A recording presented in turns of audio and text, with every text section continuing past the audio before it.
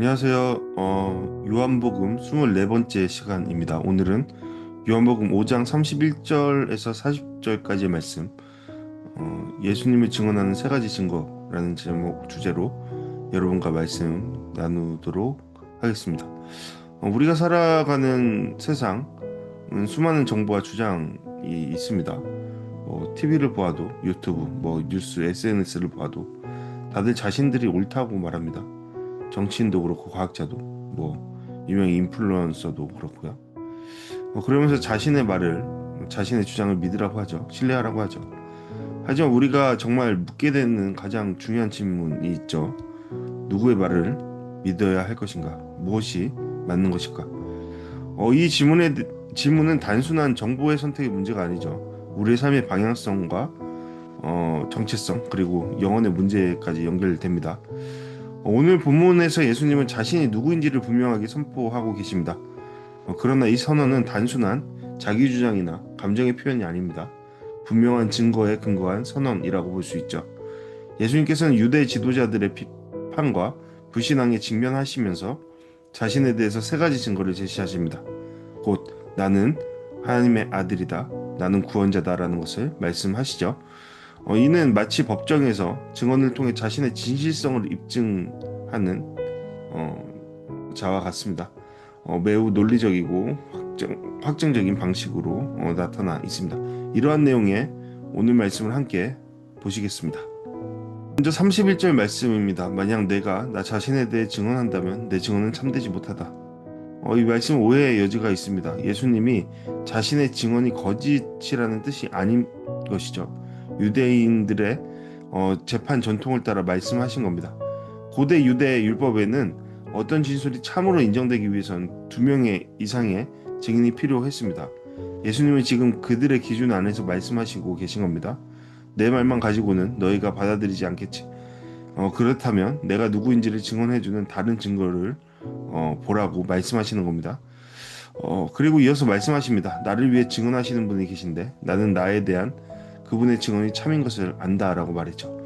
예수님은 자신의 존재와 사역을 증언하는 세 가지 결정적인 증거를 이어지는 말씀을 통해서 제시하십니다. 이제 그 증언들을 하나씩 살펴보겠습니다.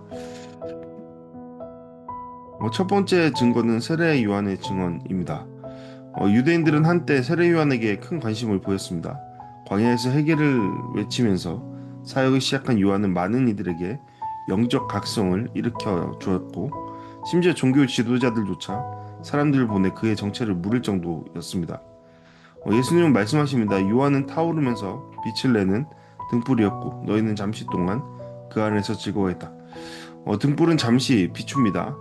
일시적이라고 말할 수 있는 것이죠. 그것이 한계입니다. 세례 요한은 참빛이신 예수님을 비추는 전조등과 같은 존재였습니다. 대단히 중요한 존재라는 것을 예수님은 말씀하시는 것이죠. 하지만 그 또한 한계 있는 자입니다. 그는 참빛이 아니기 때문이죠.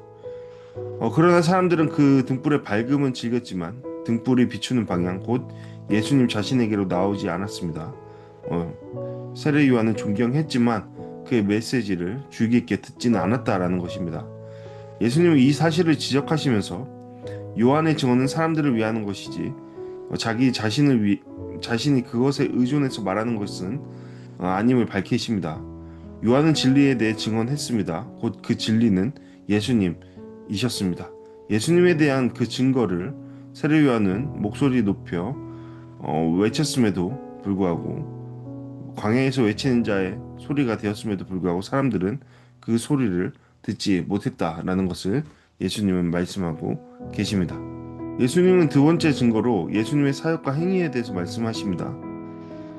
예수님 자신이 행하고 있는 기적과 사역, 곧 병을 고치고 생명을 살리며 권위 있게 말씀하시는 선포, 그 모든 활동이 하나님 아버지께서 자신을 보내셨다는 명백한 증거가 된다라고 말씀하십니다. 곧 예수님 그 자체, 삶의 모습, 삶의 능력 그 자체가 확실한 증거라고 말씀하시는 것이죠. 앞서서 있었던 38년 된 병자를 고치신 사건도 바로 그 예가 되죠. 그 사람은 베데스다 연못 옆에서 38년이나 누워있던 자였습니다. 모든 자들이 그를 알았죠. 예수님의 말 한마디로 하지만 그는 일어나 걷게 되었습니다. 이것은 단순한 치유가 아니죠. 예수님의 권위와 정체성을 드러내는 살아있는 증거가 되는 것입니다. 예수님은 말씀과 행동을 통해 끊임없이 하나님을 드러내셨고 그 사역 자체가 살아있는 하나님의 증언이었습니다. 예수님을 바라보시는 자, 참된 눈으로 바라보는 자는 분명 그 증언을 예수님의 삶을 통해서 받아들이게 될 것이다 라는 예수님의 말씀인 것입니다. 세 번째로 예수님은 하나님 아버지의 직접적인 증언에 대해서 말씀하십니다. 하나님 아버지께서 예수님을 통해 계속 말씀하십니다. 성경 전체, 그것도 구약의 모든 율법과 예언서, 그 안에 하나님의 음성이 담겨져 있습니다. 그 음성은 어떤 음성이죠? 예수님이 곧 내가 보낸 자다, 구원자다 라는 그런 말씀입니다. 하지만 예수님은 유대 지도자들에게 이렇게 말씀하십니다. 너희는 그분의 음성을 들은 적도 없고 그분의 모습을 본 적도 없다. 또한 그분의 말씀이 너희 안에 있지도 않다. 이것은 매우 날카로운 지적이라고 볼 수 있습니다. 당시 유대인들, 그것도 유대 지도자들은 율법에 대해 대단한 열심으로 연구했던 자들이었습니다. 우리와 비교할 수 없을 정도의 열심과 그에 따른 그에 마땅한 지식들이 그에게 있었습니다. 하지만 정작 그들의 삶 속에는 하나님의 말씀이 없었습니다. 그러니까 하나님의 말씀이 없으니 곧 하나님의 말씀 속에 머물러 살아가지 않으니 그들은 그 성경이 제시하고 있는 곧 하나님의 살아있는 말씀이 제시하고 있는 나타내고 있는 예수님을 알아차리지 못하고 있는 것입니다. 하나님의 말씀은 예수님을 통해 성취되며 그분을 통해 참되게 해석되는 것이죠. 그런데 그들은 말씀을 그렇게 열심히 보면서도 그 말씀이 가리키는 실체 예수님을 거부하고 있는 것입니다. 여기서 예수님은 그들의 열정을 부정하지 않으십니다. 그들은 정말로 율법과 예언서를 열심히 연구했습니다. 하지만 방향이 잘못되었던 것이죠. 성경은 하나의 정보 집이 아니다라는 것을 우리는 생각할 수 있습니다.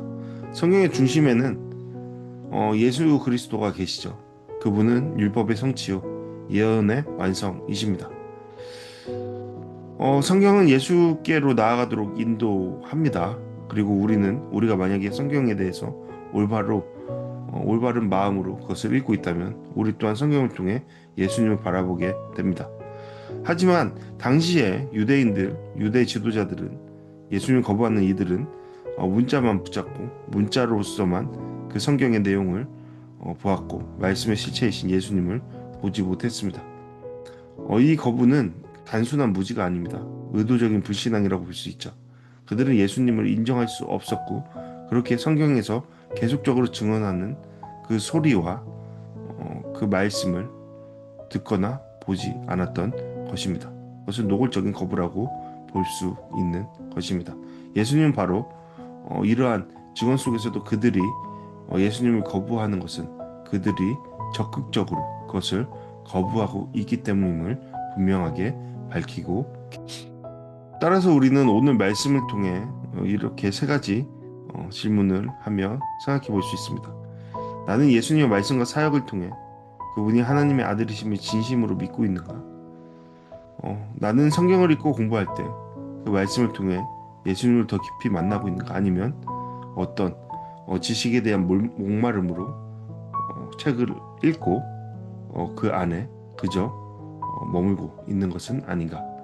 마지막으로 나는 성경의 중심이 예수님이라는 사실을 실제 삶에서 어떻게 알아가고 있고 드러내고 있는가 생각해 볼 수 있습니다.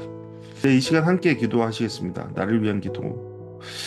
주님, 성경을 통해 주님을 더 분명하게 보게 하시고 제 삶으로 주님을 따르게 하여 주시옵소서. 문자만이 아니라 생명 되신 주님께 나아가게 해달라고 함께 기도하기 원합니다.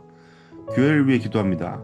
우리 교회가 말씀 중심의 공동체가 될 뿐 아니라 말씀 안에서 예수님을 깊이 알고 닮아가는 교회 공동체가 되게 해달라고 함께 기도하기 원합니다. 마지막으로 중보하기 원합니다. 주님, 아직 주님을 알지 못하는 이에게 성경을 읽을 때 주님의 빛을 비추어 주시고 생명을 얻는 믿음으로 인도하여 달라고 함께 기도하기를 바랍니다. 네, 감사합니다. 다음 시간에 함께 다시 뵙도록 하겠습니다.